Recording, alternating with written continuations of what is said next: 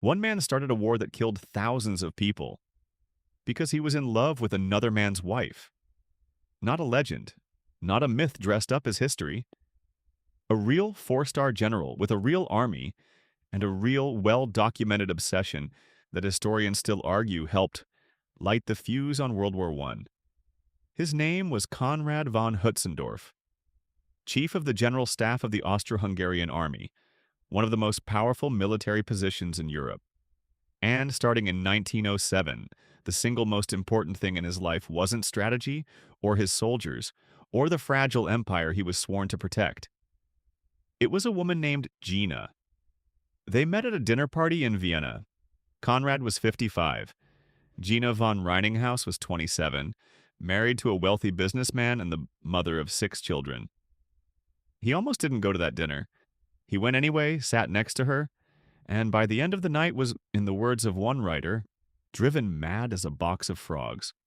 What followed wasn't a fling. Between 1907 and 1915, Conrad wrote Gina more than 3,000 letters. Some of them ran past 60 pages. He kept a private diary during this period with a title that says everything you need to know. Diary of My Sufferings. Here's where it stops being a sad love story and starts being a genuine problem for Europe. Conrad became convinced, and wrote this down, repeatedly in his own private letters, that the only way to win Gina away from her husband was to become a war hero.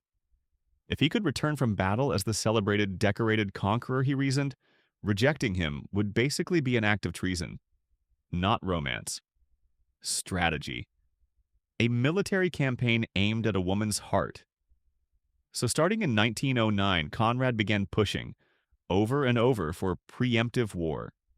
Against Serbia, against Italy, against Montenegro. Nobody in the Austro-Hungarian government took him especially seriously. He pushed for war in 1909. Nobody listened. He pushed again in 1912. Same result, again in 1913. Still nothing.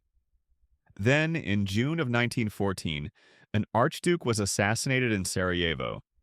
And suddenly, for the first time in years, people were finally ready to listen to the general who'd been begging for war since before most of them were paying attention. To be clear, no serious historian claims Conrad personally caused World War I single-handedly. The alliances, the assassination, the decades of tension between empires, all of that was real, and all of it mattered. But multiple historians studying the July crisis have pointed to something specific and strange. Conrad, one of the most influential voices pushing for aggressive military action in the exact weeks that mattered most, was emotionally leaning on his obsession with Gina to get through the pressure. A man one biographer would later call the architect of the apocalypse, steering continental policy while drowning in lovesick letters to a married woman. The war he'd spent years angling for finally arrived. By the time it ended in 1918, roughly 20 million people were dead. One of them was Conrad's own son.